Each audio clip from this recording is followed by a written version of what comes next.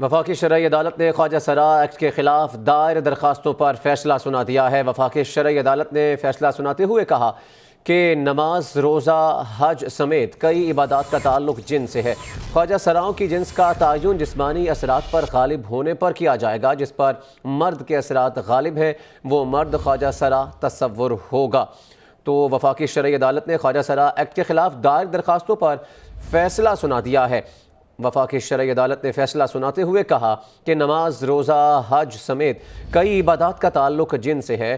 ख्वाजा सराओं की जिन्स का तयन जिस्मानी असरात पर गालिब होने पर किया जाएगा। इस पर बात करने के लिए नुमाइंदा PNN आसिया कौसर मौजूद है। उनसे ये बताऊं कि फैसला सुनाते हुए उसके जो 4 सेक्शंस थे उनको जो है वो गैर शरई करार दिया गया, जिसमें 2N सेक्शन 2 और 2N 3 और 7 जो हैं इनको गैर शरई करार दिया गया। और ये भी कहा गया है कि इन दफ़ात की कोई कानूनी हैसियत नहीं है। या मैं आपको ये भी बताऊं कि वफाकी शरई अदालत ने ये फैसला सुनाते हुए कहा है कि जेंडर वही रहेगा जो आपकी पैदाइश के वक्त था, और किसी भी जो है वो शख्स को अपना जेंडर इस तरह से तब्दील करने की इजाज़त नहीं दी जाएगी। सेक्शन 7 के हवाले से अदालत का ये कहना था कि सेक्शन 7 का इस्तेमाल करके जो विरासत है उसमें हिस्से को जो है वो बढ़ाया और कम किया जा सकता है, यानी उसमें जो विरासत में आपका हिस्सा है उसको डबल किया जा सकता है। तो जो आपका पैदाइशी जेंडर होगा वही रहेगा और उस जेंडर को चेंज नहीं किया जाएगा। साथ ही साथ अदालत की जानिब से ये भी कहा गया है कि जेंडर का ताल्लुक जो है आपकी जेंडर के बिहाफ पर आपके नमाज, रोज़े और हज का जो है वो आपकी इबादत का तयन किया जाता है और उसी हिसाब से जो है वो इबादत भी की जाती है। इस हवाले से डिटेल फैसला जो है वो तफसीली तहरीरी फैसला जारी किया गया। यहाँ मैं आपको ये भी बताऊँ कि 2018 में एक जेंडर एक्ट जो है वो पास किया गया था,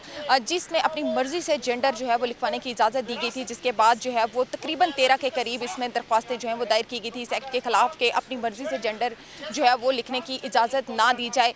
मेडिकल बोर्ड जो है उसकी भी हिमायत की गई थी कि एक मेडिकल बोर्ड जो है वो नादरा में होना चाहिए जो इस बात का तयन करेगा कि क्या जेंडर जो है वो जेंडर का तयन किया जाएगा, जिसके खिलाफ दरख्वास्तें यहाँ पर जो हैं वो इस एक्ट के खिलाफ दायर की गई थी। और आज उनका जो है वो हतमी फैसला सुनते उसकी जो 4 सेक्शंस थे उनको गैर जो है वो कानूनी करार दे दिया है और उन्होंने गैर शरई करार देते हुए उन 4 सेक्शंस को डिटेल में ये फैसला सुनाया है कि जेंडर वही रहेगा जो पैदाइश के वक्त होगा। और साथ ही साथ विरासत का भी हवाला दिया गया है, इबादत का भी हवाला दिया गया है कि तमाम तर चीज़ें जो हैं वो जो इबादत हैं वो जेंडर पर डिपेंडेंट है। और साथ ही साथ विरासत में भी जो है वो जेंडर जो आपका पैदाइशी जेंडर होगा उसी की मुनासबत से जो है वो विरासत में भी हिस्सा मिलेगा। ठीक है, जेंडर पर बेस जो है उसको सामने रखते हुए फैसला सुनाया गया। इस पर ये बताइएगा, ये फैसला जो है पहले क्या क्या कहा गया था, इस फैसले के ऊपर कब तक सुनाया जाएगा? अब ये फैसला सुनाया गया है तो मज़ीद इस पर दरख्वास्त गुजार कौन थे ये भी ज़रा बताइएगा।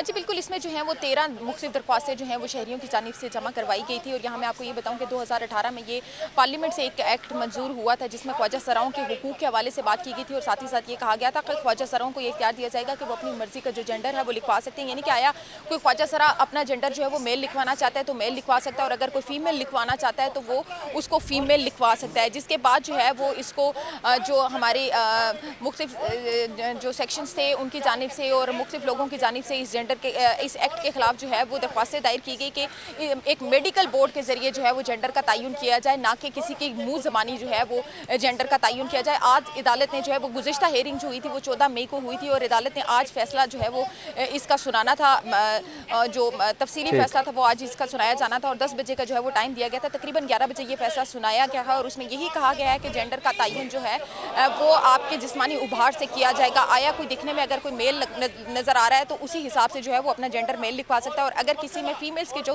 तासुरात हैं वो ज़्यादा हैं तो उसका जेंडर जो है वो फीमेल लिखा जाएगा। और किसी भी मुँह ज़बानी जो है वो कोई भी शख्स अपना जेंडर जो है वो तब्दील नहीं कर सकता। यहाँ मैं आप ये भी बताऊँ कि इस हवाले से जो सेनेटर मुश्ताक कोई भी शख्स अपनी मर्जी से जेंडर तब्दील नहीं कर सकता। ये फैसला सुना दिया गया है। आसिया कौसर हमें अपडेट कर रही थी, आपका शुक्रिया।